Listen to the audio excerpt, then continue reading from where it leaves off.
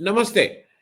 हमारे एक नए कार्यक्रम में इस 2025 में हम एक कुछ विषयों पे चर्चा कर रहे हैं और उसमें उस विषय के विशेषज्ञ से चैलेंजेस ऑफ 2025 की बात कर रहे हैं। स्वागत है डॉक्टर केतन, आपका इसमें नमस्कार। समय देने के लिए। डॉक्टर साहब, आज जो जरा आपसे समझना चाहेंगे कि as a nation, as a राष्ट्र, भारत के 2025 के विदेश नीति के चैलेंजेस क्या हैं? क्योंकि विदेश नीति जो जिस तरह से अब मैं समझता हूं, विदेश नीति वो इंजन है जो आपके कॉमर्स को, जो आपके रक्षा को, ये वही उस इंजन को खींच के ले जाता है। अगर आपकी विदेश नीति पक्की है, तंदुरुस्त है, उसमें ताकत है, तो आपका कॉमर्स भी अच्छा चलेगा, आपको रक्षा भी आपकी ठीक रहेगी। मैं इस पे जरा आपकी एक समझ के हिसाब से समझना चाहता हूं, 2025 में हमारे चैलेंजेस क्या हैं एज अ कंट्री, विदेश नीति के रेफरेंस को लेते हुए। आपकी बात एकदम सही है कि विदेश नीति सबसे इम्पोर्टेंट होती है। पुराना एक पैराडिग्मा है कि trade follows the flag. Basically यही है कि विदेश नीति, और विदेश नीति के मायने जैसे आपने कहा, एक तो विदेश नीति जो हमारी होती है एक, पर उसके साथ साथ तीन चीजें जुड़ी हुई होती है: डिफेंस, कॉमर्स और आपका ग्लोबल स्टेटस के, जो हमने इंडिपेंडेंस के बाद देखा था। अब इसमें सबसे इम्पोर्टेंट, अब लास्ट 2 या 3 दशक से फॉरेन पॉलिसी में सबसे ज़्यादा इम्पोर्टेंट चीज़ हो गई है कॉमर्शियल डिप्लोमेसी, कि जिसको नेशन फर्स्ट कहते हैं, नेबर फर्स्ट कहते हैं। तो इसमें एक बहुत ही बड़ा परिवर्तन आया है जब से ये लास्ट दशक में युवा नोआ हारा के एक बहुत बड़े पॉलिटिकल थिंकर, उन्होंने अच्छा कहा है कि most significant political accomplishment of last few years decades was decline in conflict which is now under threat। और ये हमने लास्ट 3 साल में देखा, यूक्रेन, मिडल ईस्ट और सीरिया। दूसरे एक बहुत बड़े थिंकर है, क्लासेस ऑफ सिविलाइजेशन, जो फ्रांसिस्को फुकुयामा है। उन्होंने अब कहा है कि it is not clashes of civilisation, it is clashes of ideology, जो आज के संदर्भ में एकदम इंपॉर्टेंट है। क्योंकि विदेश नीति में पहले आपने देखा होगा कि एक जमाने में भारत नाम G77 का लीडर था, 2 सुपर पावर थे।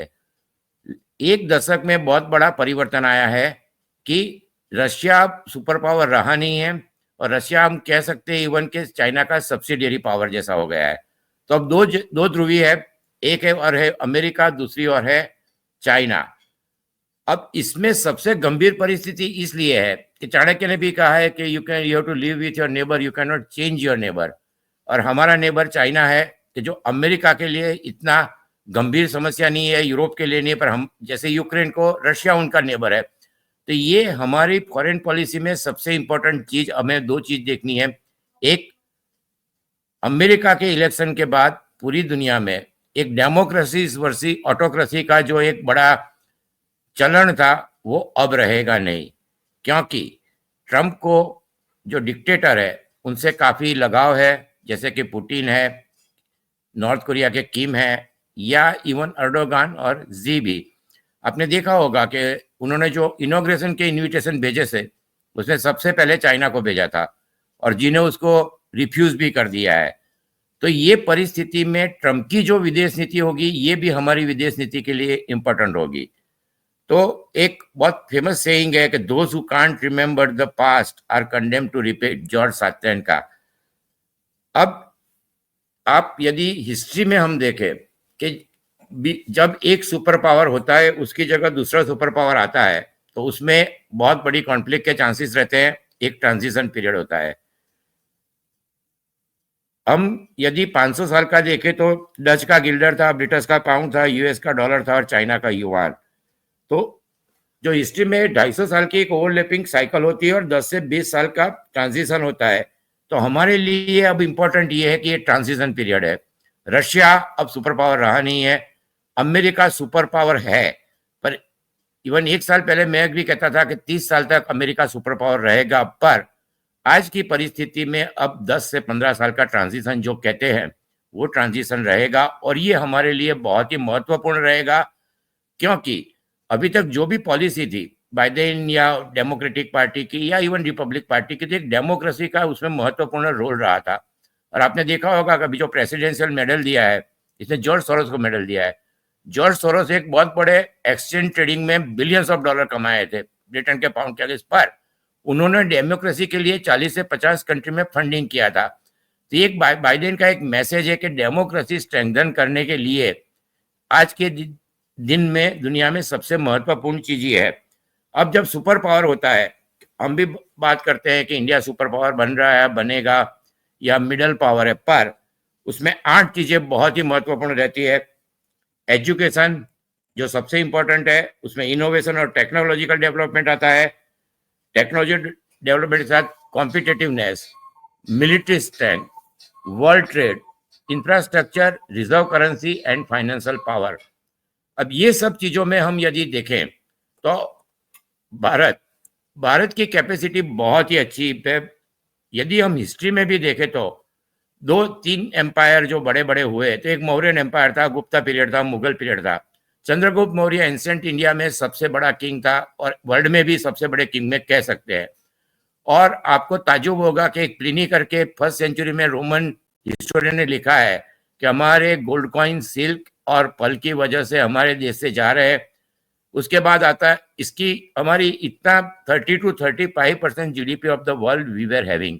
और उसका आप आगे देखोगे तो गुप्ता पीरियड में इंडिया ने सिल्वर कॉइन से गोल्ड कॉइन समुद्रगुप्त, चंद्रगुप्त ने शुरू किए।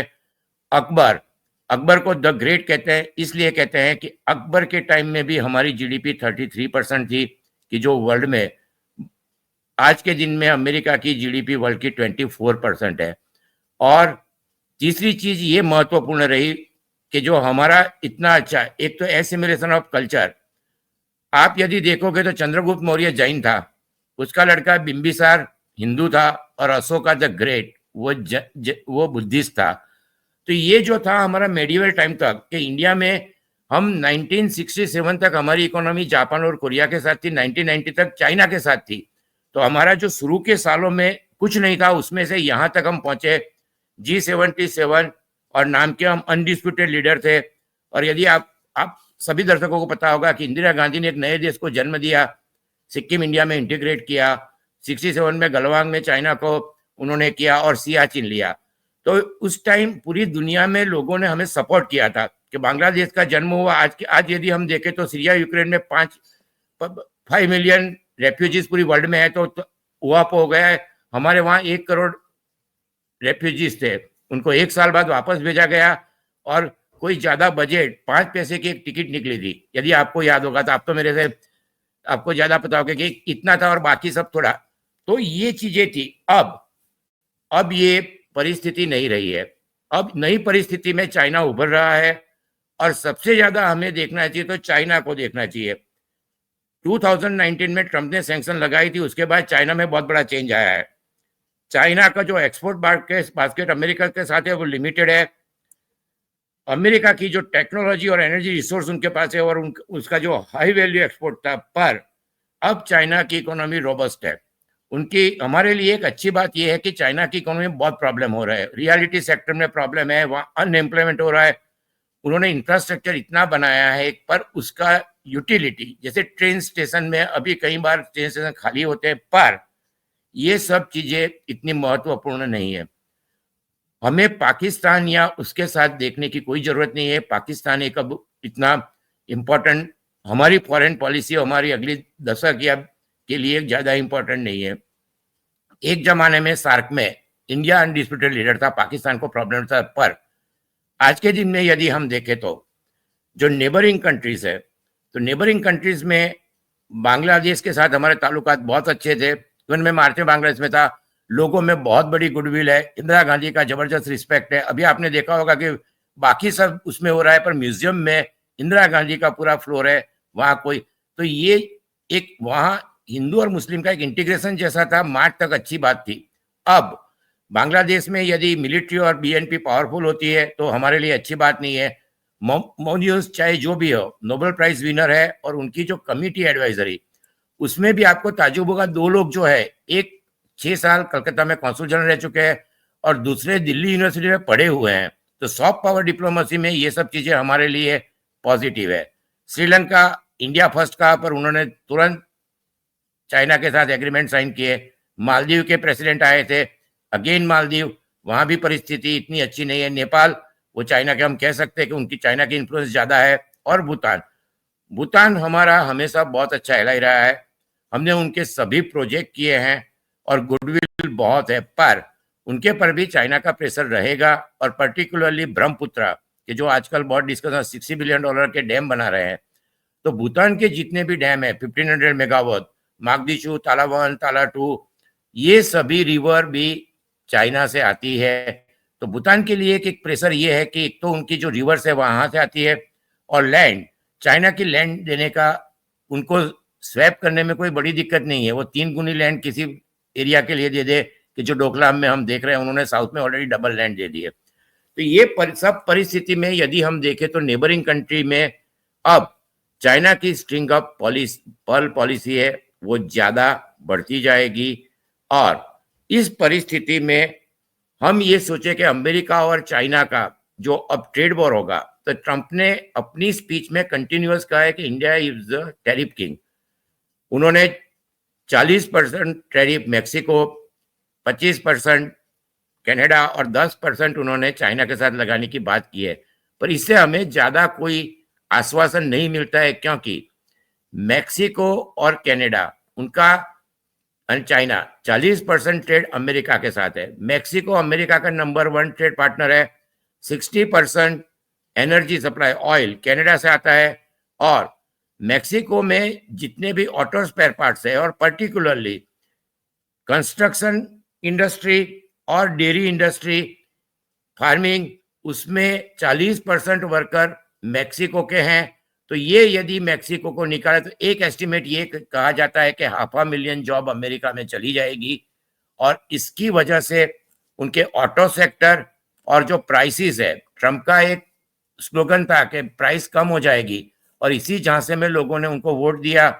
आज के दिन में यदि अमेरिकन मीडिया देखे तो सभी ब्लैक, लैटिन अमेरिकन, इवन मागा जो उसको कहते हैं, जिसको हम कहते हैं अल्ट्रा राइट, तो उनका और मस्क जो उनको हम कह सकते हैं कि कॉरपोरेट सेक्टर का हम दुनिया में कई जगह देख रहे हैं कि जो नंबर 1 कॉरपोरेट होता है उसका गवर्नमेंट में ज्यादा इन्फ्लुएंस हो जाता है।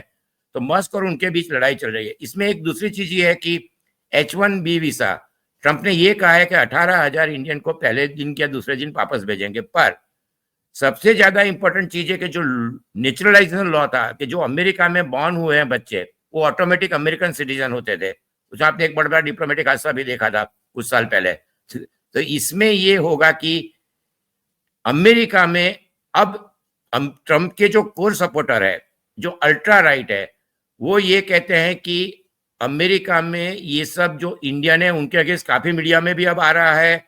और ये परिस्थिति में आगे जाके ट्रंप के लिए एक प्रेशर रहेगा कि उनको कुछ स्टेप दिखाने पड़ेंगे। तो ये स्टेप में जो इंडियन वहां जा रहे हैं उनसे उनका एक फायदा ये है कि 40% प्राइस में बहुत ही इंटेलिजेंट अच्छे लोग उनको मिल रहे थे।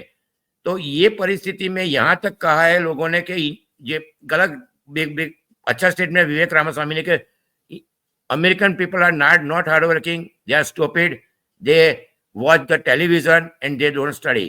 तो इसका जो रिएक्शन आएगा इसकी वजह से हमें उसका भी ध्यान रखना पड़ेगा। तो ये सब परिस्थिति में हमें सबसे ज्यादा प्रॉब्लम होगा वो चाइना से होगा, क्योंकि चाइना अब उसका एक्सपोर्ट बास्केट चेंज करेगा, बाकी कंट्री में डंपिंग की कोशिश करेगा। इंडो पैसिफिक में जापान के सिवा सभी कंट्री चाइना के साथ अच्छे ताल्लुक की कोशिश कर रहे हैं। मैं उसी पे जी डॉक्टर साहब मैं बीच में रोक के, क्योंकि आप चाइना के ये जो नेबरहुड फर्स्ट पॉलिसी भारत की थी कि भाई हम अपने सारे पड़ोसियों से बहुत अच्छे संबंध बना के रखेंगे। मैं दर्शकों को बता दूं 9 ऐसे राष्ट्र हैं जिनकी सीमा भारत से मिलती है। Afghanistan, Bangladesh, Bhutan, China, Maldives, Myanmar, Nepal, Pakistan, Sri Lanka. मैं जरा आपसे समझना चाहता हूं, क्योंकि एक समय नेपाल तो हम लोगों को लगता था कि अपना ही पार्ट है, मतलब आना जाना बिल्कुल वैसे ही था, वो था। आप इन 9 में से कोई भी ऐसा आप राष्ट्र आज आप सोच सकते हैं जो आंख बंद करके ऐसा लगेगा कि भारत के साथ खड़ा है? मतलब सब जगह वो कुछ ना कुछ समस्या है। कहीं अडानी जी कुछ करके आ गए हैं तो उनका कोई पेमेंट का बांग्लादेश में, उधर श्रीलंका का है। आपसे कोई कहेगा नहीं, मालदीव जैसा छोटा देश, मालदीव जैसा बिल्कुल जिसका कुछ है नहीं, उसके 3 मंत्री आपको कुछ कह रहे हैं तो आप उनको सैक करवा रहे हैं। मैं थोड़ा इस पे as a diplomat, purely as a diplomat, हम इसको सुधारना हमारे लिए कितना जरूरी है नेबरहुड फर्स्ट की, हम अपने रिलेशनशिप विद दीज पीपल। क्योंकि आपने कहा है कि चाइना अपने हर नेबरहुड को पैसे से, ताकत से, कुछ ना कुछ करके वो अब उस अपने संबंध वो रशिया से अच्छे कर रहा है। मैं इस पे जरा डॉक्टर केतन एक आपका टिप्पणी चाहूंगा। नहीं, इसमें यह है कि भूटान के साथ हमारे संबंध अच्छे रहेंगे और अच्छे हैं। जैसे उनके किंग भी अभी मनमोहन सिंह के फ्यूनरल में आए थे और उनको आपने बहुत कर्टियस है। उनके पिताजी जो थे फोर्थ किंग, वो भी बहुत ही इंडिया के साथ उनका लगाव था और बहुत ही, मैं कह सकता हूँ कि पढ़े लिखे हैं। हमेशा उनका काफी अच्छा कंट्रोल रहा है, गवर्नेंस में भी उन्होंने डेमोक्रेसी इंट्रोड्यूस की। इसके सिवा जो हुआ है तो उसमें कई चीजें अवॉइड हो सकती थी। और सॉफ्ट पावर पॉलिसी जो कहते हैं डिप्लोमेसी में, उसका जो अच्छी तरह, मैं ये नहीं कहता हूं क्या हुआ क्या नहीं हुआ, पर रिजल्ट काफी अच्छे आ सकते थे। जैसे कि मालदीव 2022 में ही वहां योगा डे हुआ, उसके बाद बहुत बड़ी तकलीफ आ गई।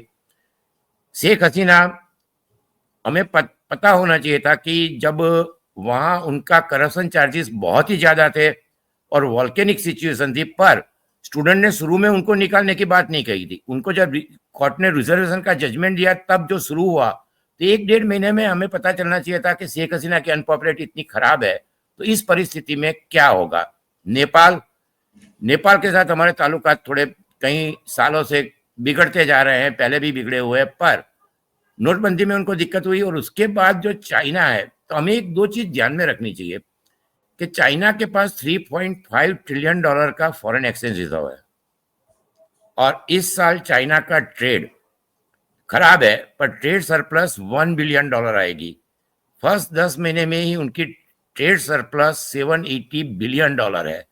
तो इस परिस्थिति में चाइना के पास 3 चीजें हैं। एक तो वो नेबर है, तो उनका मिलिट्री स्ट्रेंथ है। दूसरी चीज ये है कि फाइनेंस, वो पैसे दे सकते हैं, बिलियंस ऑफ डॉलर। हम भी देते हैं, हमने भी काफी उन सभी कंट्री को हेल्प किया है।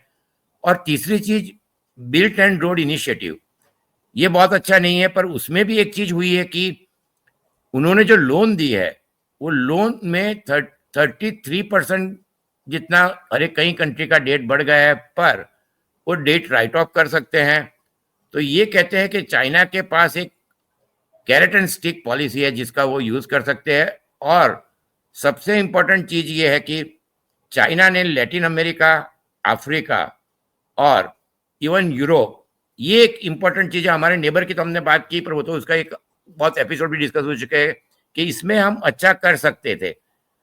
पर अब ये सिचुएशन है कि हमें सॉफ्ट पावर पॉलिसी से ज्यादा इंटरफियरेंस, और फॉरेन पॉलिसी में चाइना का मैंने हमेशा मेरी 36 साल की करियर में देखा है कि साइलेंट रहते हैं।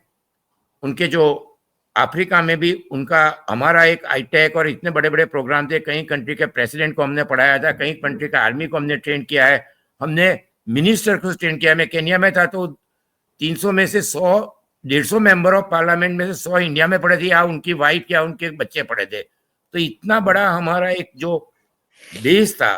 तो नेपाल में एक दूसरी चीज ये हुई कि हमने गुरखा रेजिमेंट में, गुरखा को, हमारे साहब मानेक साहब को पता होगा, फील्ड मार्शल मानेक साहब गुरखा रेजिमेंट से आते थे, और उनका एक स्टेटमेंट था कि if someone say I am not afraid then is a liar और इज अ गुरखा। तो अब ये है कि गुरखा रेजिमेंट में भी हमने रिक्रूटमेंट बंद किया है, तो अब चाइना में रिक्रूटमेंट होगा। ब्रिटेन की सबसे अच्छी रेजिमेंट मानी जाती है तो वो गुरखा है। तो ये सब चेंज करना पड़ेगा। और मैंने जो कहा ट्रांजिशन पीरियड, हमें डॉक्टर साहब 10 या 15 साल। डॉक्टर साहब मैं बीच में आपको हाँ, माफ बोलिए कीजिएगा, बोलिए, टोक प्लीज रहा प्लीज। हूँ। नहीं गुरखास प्लीज। को हमने बंद नहीं किया। गुरखास का ये हुआ कि one of the most fearsome martial कॉम जो थी हमारी मार्शल, वो उसमें जब हम अग्निवीर लेके आए तो नेपाल ने जब कहा कि ये साहब आप ये जो डेली वेजेस वाले जो आप ये अग्निवीर टाइप काम कर रहे हैं वो हमारे लिए प्रॉब्लम होगा। और नहीं इसलिए नेपाल ने एज अ पॉलिसी कहा कि हमारे लोग अब आप अग्निवीर में इस तरह के उसमें नहीं जाएंगे।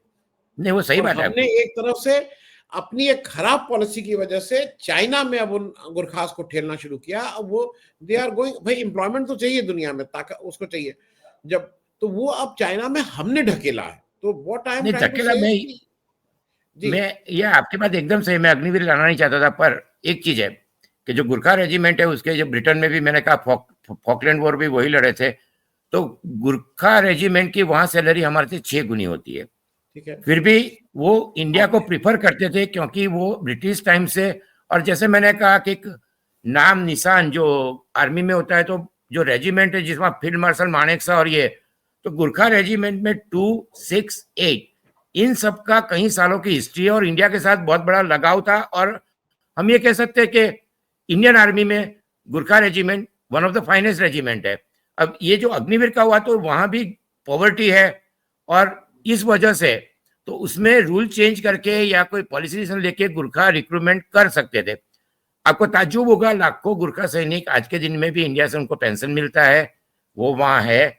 और ये भी हम कह सकते हैं बहुत बड़ी एसेट है, क्योंकि आर्मी में जो आदमी 30 साल काम करता है, तो जेसीओ से लेके उनके जनरल तक सभी का एक लगाव रहता है और बहुत बड़ा बॉन्डिंग रहता है, और हमारी मिक्स आर्मी है। तो ये हो सकता था, दुर्भाग्य की बात है, पर शायद सुधर सकता है। तो ये तो नेपाल की बात है। पर चाइना की जब हम बात कर रहे हैं, तो इसमें सबसे बड़ी दिक्कत ये आएगी कि चाइना, जो लोग समझ रहे हैं ऐसा नहीं है, बाइडेन ने जो कहा कि चाइना ने सबसे पहला डिसीजन ये लिया कि जी जाएंगे नहीं। दूसरी चीज उन्होंने ये की कि ब्राजील और अर्जेंटीना से उन्होंने अमेरिका का एग्रीकल्चर इंपोर्ट बंद करना शुरू कर दिया, और ये उन्होंने 19 से शुरू किया था। दूसरी चीज ये हो रही है कि ब्राजील और अर्जेंटीना जो है उनका एग्रीकल्चर बढ़ेगा तो अमेरिका में एग्रीकल्चर सेक्टर में क्राइसिस आएगी, जो ट्रंप के बेस्ट सपोर्टर है। यदि आप अमेरिका का मैप देखोगे तो जो रेड स्टेट ज्यादा दिखाई देते हैं वो सभी फार्मिंग है, पॉपुलेशन कम है, वहां की इलेक्शन सिस्टम अलग है। तो एक ये सबसे पहली क्राइसिस फार्मिंग में आएगी। दूसरी प्रॉब्लम ये हो रही है कि जो टेक्नोलॉजी है, कि जो चाइना ने 10 साल में किया है, और मैंने पहले भी, मैं 5-6 साल से डिबेट में कहता हूं, चाइना की सबसे अच्छी चीज ये हुई है कि आज के दिन में एआई और रोबोटिक्स में चाइना सबसे आगे है। और ये चीज यूरोप, हमारे लिए दूसरी प्रॉब्लम ये हो रही है कि G7 कंट्रीज है, इसमें यूरोप उनकी इकोनॉमी लड़खड़ा रही है। सबसे बड़ा प्रॉब्लम उनका जो इंजन हाउस है, तो इसको एक टिटोनिक ब्लंडर कह सकते हैं कि जहां गवर्नमेंट गिर गई। जर्मनी में 30% कंपनियां आज के दिन में बंद हो रही है, और चाइना का सबसे बड़ा एडवांटेज ये हो रहा है कि टेक्नोलॉजी ट्रांसफर के लिए France, Germany, even other European country, अब चाइना के बिना उनका बाहर निकलना बहुत मुश्किल है। अंजाना मार्केल एक बहुत महान लीडर थी, पर उन्होंने सबसे बड़ी गलती की है। तो चाइना के साथ उनके अच्छे ताल्लुक थे, 14 बार विजिट किए, रशिया के साथ था, तो गैस एनर्जी पॉलिसी और ये टेक्नोलॉजी पॉलिसी, जर्मनी को हम ये कह सकते हैं कि टेक्नोलॉजी का सुपर पावर था, एक्सपोर्टर नंबर 1 था। पर आज के दिन में BASF, फॉक्सवैगन, सबकी बड़ी फैक्ट्री चाइना में है।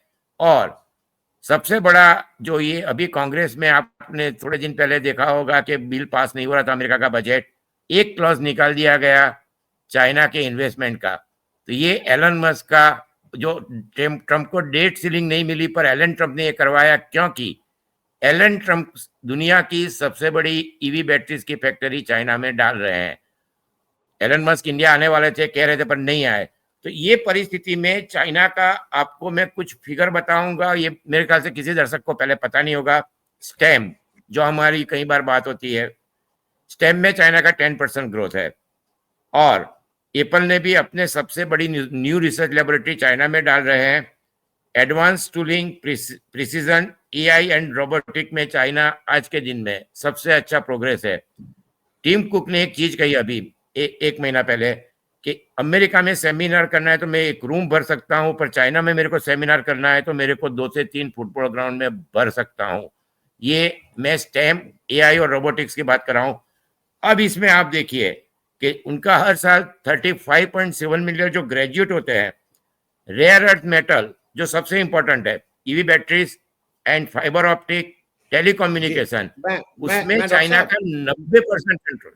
जी डॉक्टर साहब, मैं थोड़ा इसको बताइए। कंक्लूड करने के लिए करूंगा क्योंकि थोड़ा लंबा, मैं इसको हाँ, एक चाइना पे हम नहीं लोग एक प्लीज अलग से प्लीज। एपिसोड करेंगे। जी, तो आप जरा सम अप कर दीजिए कि एज चैलेंजेस जी ऑफ जी जी 25 को सम अप कर दीजिए आप। सम अप हम ये कर सकते हैं कि इस परिस्थिति में हमारी बात बढ़ रहेगी। दूसरी चीज कि मैंने जैसे पहले कहा इकोनॉमी, तो इकोनॉमी का हमारा जो लास्ट जीडीपी का फिगर आया है बड़ा डिस्टर्बिंग है। एफआईआई ने 1 ट्रिलियन रुपीस का सेल किया है। तो और पर्टिकुलरली एम्प्लॉयमेंट पॉपुलेशन रेशियो 52.8 है। तो पहले जो 50% था वो अब 62.5% एजुकेटेड है। डेमोग्राफिक डिविडेंड, डेमोग्राफिक लायबिलिटी बन सकता है। और सबसे महत्वपूर्ण चीज ये है कि हमारा जो ट्रेड डेफिसिट है जो $110 मिलियन 2010 में था, वो अब चाइना के साथ नियरली $100 बिलियन है। चाइना नंबर ट्रेड पार्टनर है।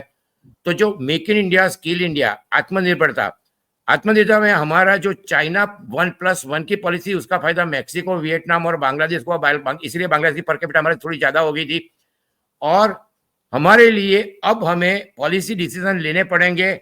एक बहुत फेमस सेंटेंस है कि India is the only country which is the highest ambitious and ambition पर लिटल पॉलिसी डिसीजन।